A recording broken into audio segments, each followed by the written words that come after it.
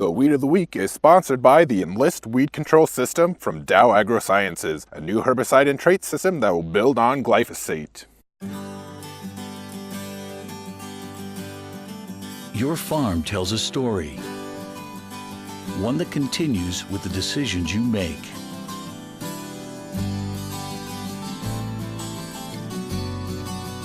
Introducing the Enlist Weed Control System, an advanced herbicide and trait system that will build on glyphosate for exceptional control of tough weeds. The next chapter begins.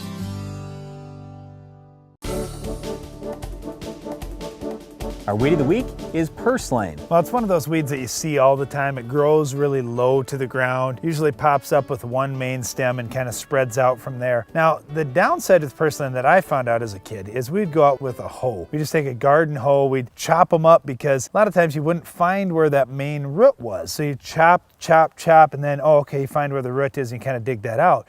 Well, as you chop that up, Purslane can actually restart from pieces of stem. Right. So we'd think we're doing this nice job and we come back 2 weeks later and it's even worse than the first time we were out there. So you're much better off just pulling the Purslane, I think, than chopping it up. Or of course, if you could use a herbicide that would move all through the plant, that would be the ideal option. Yeah, and when we talk about herbicide, when we used to have it around the farmyard, we just used 2,4-D. Well, if you were using a low rate of 2,4-D, it just didn't seem to quite cut it. It would burn it back a little bit. Well, there's so many growing growing points there. There's so many growing points that you need to have a lethal dose to hit every one of those growing points. So it's either a really strong rate of 2,4-D or use a good strong rate of Roundup. That will do a nice job too. And really, when you think about Purslane, it isn't much of a problem around places because Roundup has been so good controlling. And because it stays low to the ground, so good crop canopy often wipes it out. Let's talk specifically about control in corn, soybeans, and wheat. Okay, when you think about corn, I really like Status as a burn down product, but Balance Flex does a nice job on Purslane as well. Post-emerge, Status is the best option,